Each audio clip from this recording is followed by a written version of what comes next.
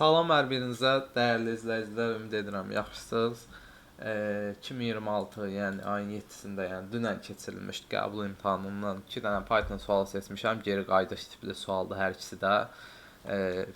Geniş şəkildə, yəni ətraflı şəkildə izah eləmək istəyirəm. İkinci şansa hazırlaşan və 10-cu 9, 8, 7 şagirdlər üçün bu sualların məğzi nədən ibarətdir? Başlayaq ilk sualdan. Deyir ki, nə? Deyir, Python'da indi yazdığım proqramın icrası zamanı klaviaturadan hansı ən böyük natural ədəd daxil edilməlidir ki, nəticədə 256 çap olunsun. Yəni, bu n olsun 256. Əla. Baxın, fikir verin nəyə? N-in ilkin qiyməti 1-dir. Və bir dənə dövr başladım. A, slash 2 birdən böyük olduğu müddətcə n-i vurur 4-ə, a-nı 2 slashına 2-yə bölür. Baxın. Bir dəfə 4-ə vuracaq olacaq 4. Gələn dəfə 4-ə vuracaq 16. Gələn dəfə 4-ə vuracaq olacaq 64. Bir də 4-ə vuranda olacaq 256. Neçə dəfə 4-ə vurmalıdır? 1, 2, 3, 4. Mən buradan bu nəticəyə gələ bilərəm ki, bunu da 4 dəfə, yəni bu hissə 4 dəfə işləyibsə, A-nı da 4 dəfə 2-yə bölüb. Yəni A-nın 4 dəfə 2-yə bölünməsindən alınan tam hissəni tapıb, axırda yerdə qalan 2-yə bölünməsindən alınan tam hissə birdən böyük şərtini ödəməyib ki, dövr dayanıb.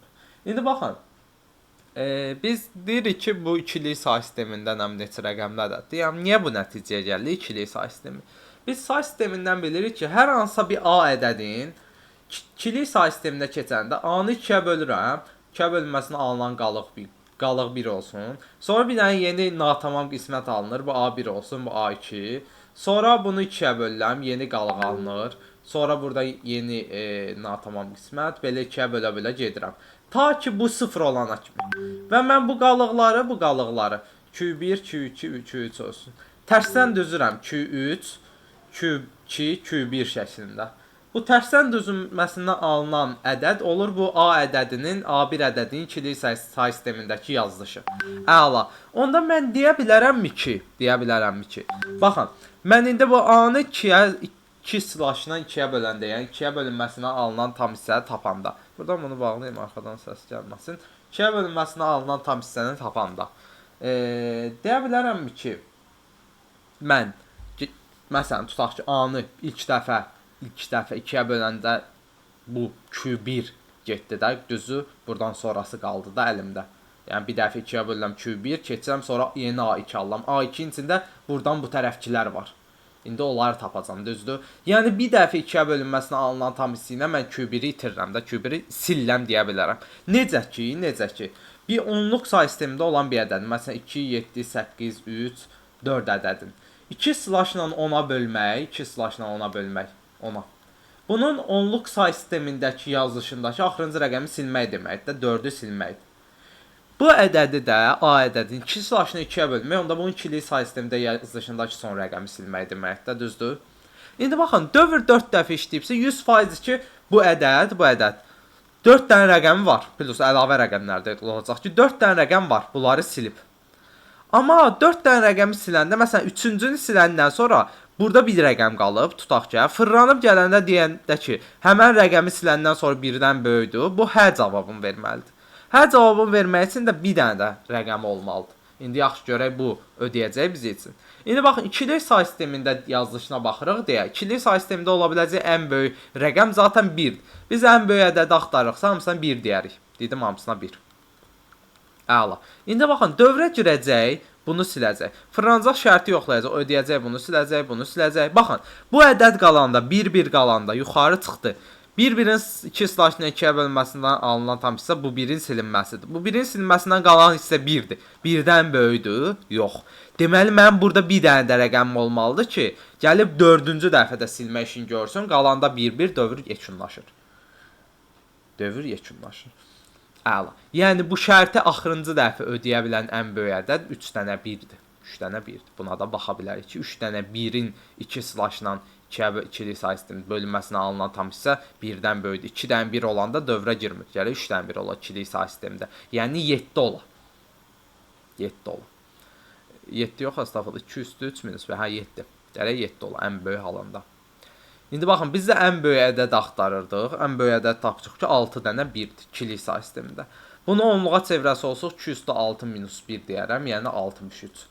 63 ədədin girişə versə, dövr 4 dəfə işləyəcək. Bu nəticəyə gəlib çıxa bilər. Ən böyüyün soruşur deyə 63. Ən kiçiyin soruşsaydı başqa cür 1000 yazardım çoxlu bu formada. Ümid edirəm hamıya ətraflı şəkildə aydın oldu bu sual. Baxmaq istəyirəm digərinə. Aha, deyir icazə zamanı klaviaturadan daxil edilə biləcək cəmi neçə dənə natural ədəd var ki, hər dəfə 8 ədədi çap olunsun. Yəni hamısında K olsun 8. K-nın 8 olması üçün K 1-dir, hər dəfədə 1 vahid artır. K 7 dəfə üstünə 1 gəlməlidir ki, 8 olsun. Yəni K-nın alacağı qiymətlər 1, 2, 3, 4, 5, 6, 7, 8. Və 8 olanda dövr bitir. Əla. İndi baxın. Bitir. İndi baxın nəyə? Burada bir dənə diqqət olaq nə? X, S-in ilkin qiymətinə deyirəm bir dənə X. Hər dəfə nə edir? S-ə mənimsədir S plus, K vurulsun 5, yəni 1 vur 5. Yəni X plus 1 vurulsun 5. Bu oldu S-in yeni qiyməti. Gələn dəfə nə qarır? K olur deyə ki, 2 vurulsun 5-i gəlir üstünə. S plus 2 vur 5. Sonra 3 vur 5. Sonra 4 vur 5. Sonra 6 vur 5. Sonra da 7 vur 5-i gəlir də üstünə, düzdür? Bunların hamısı da S-in üstünə gəlir. 8 vur 5-i gəlmir. Niyə? K gəlib 8 olanda fırlanır, dövr bitir də. Çünki dövrü bitməsə, dövrə girsə, 8 vur 5 gəlsə, K gərək sonda 9 olmuş olaydı. Əla. Bunlar S-in üstünə gəlir onda. Yəni S-in ilkin qiymətinin üstünə. Gələk. X-in üstünə gəldi nə? Gəl 5-i mötərizə xaricinə çıxarsan, 5 vurulsun 1-dən 7-yə kimi rəqəmlərin cəmidir, düzdür? 1 plus 7 böl 2 vur 7. Bu da eləyir 28. 28 vur 5 gələndən sonra nə baş verir? Dövr dayanır.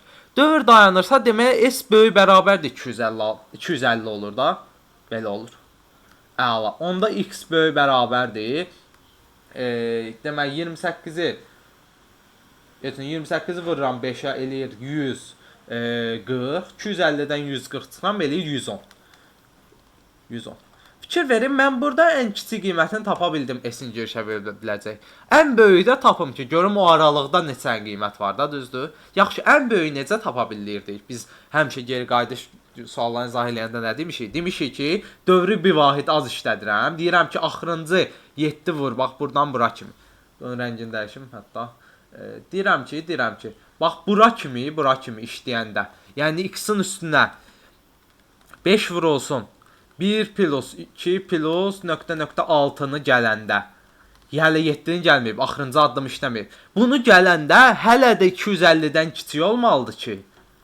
Gəlib 7 vur 5-də gələ bilsin də üstünə 250-dən kiçik şərti ödəməlidir, düzdür? Onda X plus 1-dən 6-ya kimi rəqəmlərin cəmi 1 plus 6 böl 2 vur 6, 3, 21, düzdür? 21 vur 5.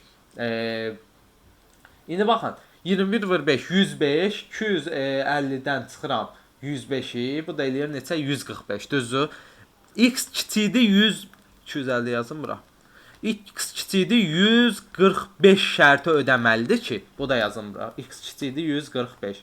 Bu şərt ödəməlidir ki, axırıncı dəfədə işləyə bilsin, yəni 7 dəfə işləmiş olsun. Bu iki şərti birləşdirəndə mən X-in ala biləcəyi qiymətləri deyə bilərəm ki, X-in ala biləcəyi qiymətlər hansı parçadadır? 110, 144 parçasında. 110, 144 parçasındakı ədədlərin də belə deyim, sayını tapmaq üçün biz AB parçasındakı ədədlərin sayını necə tapırıq? Tutaq ki, AB parçası olanda B-dən A-na çıxıb üstünə 1 gəldikdə B minus A plus 1 şəklində, düzdür? Əla, 144-dən çıxıram 110-u, üstünə gələn 1. Bu da mənim üçün olacaq bu parçadakı qiymətlərin sayı, yəni neçə dənə qiymətdə 8 çıxar onların sayı. Bu da eləyəcək neçə? 35. Cavabım olacaq nə? 35, yəni B variantı bu sual üçün də. Ümid edirəm bu sualda hamıya aydın oldu. Demək olar ki, hər il qəbulda geri qayıdış tipli suallarla rastlaşırıq. İkinci qəbulda da bu qabağımıza çıxa bilər bu tipdən suallar. Yəni belə. Növbəti videolarda görüşərik. İkinci şansa kimi yenə videolarımız gələcək. Tək ki siz yorum atın, like atın, dəstək olun. Sağ olun, salamat qalın.